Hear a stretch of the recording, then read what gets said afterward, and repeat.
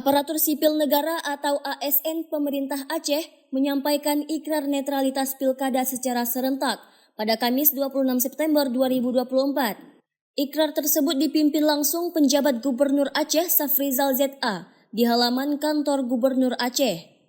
Mereka yang melakukan ikrar dalam apel gabungan di kantor gubernur adalah para asisten, staf ahli gubernur, para kepala SKPA pemerintah Aceh, pejabat Eselon 3 dan 4, dan kepala biro di lingkungan Setda Aceh. Sementara para pegawai Satuan Kerja Perangkat Aceh atau SKPA lainnya mengikuti kegiatan tersebut di instansi masing-masing. Usai pembacaan ikrar, para ASN menandatangani integritas ASN yang dimulai oleh PLH Sekda Aceh, Azwardi, yang diikuti oleh para asisten Sekda, staf ahli, dan para kepala SKPA pemerintah Aceh serta kepala biro di lingkungan Setda Aceh.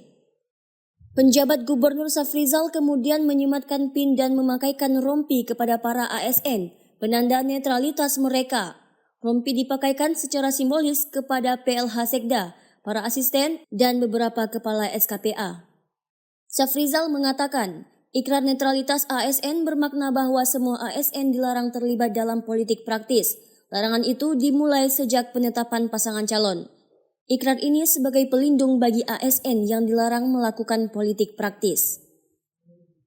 Kalau ada yang mengadukan ASN netral, nanti diproses oleh Panwasli Aceh. Panwasli Aceh akan memberikan rekomendasi kepada pemerintah.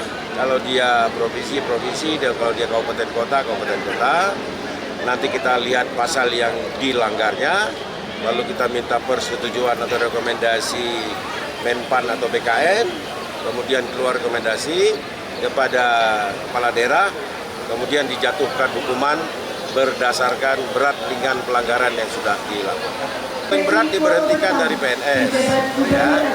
Kemudian dibebaskan dari jabatan, bisa diturunkan pangkatnya, ya. Itu bagiannya paling ringan adalah teguran tertulis.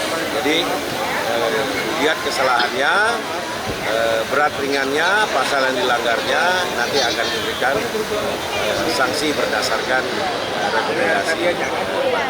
Semua para ASN tolong waspadai dan lihat kembali undang-undang dan peraturan KPU dan sosialisasi yang sudah diberikan tentang apa yang boleh, apa yang tidak boleh.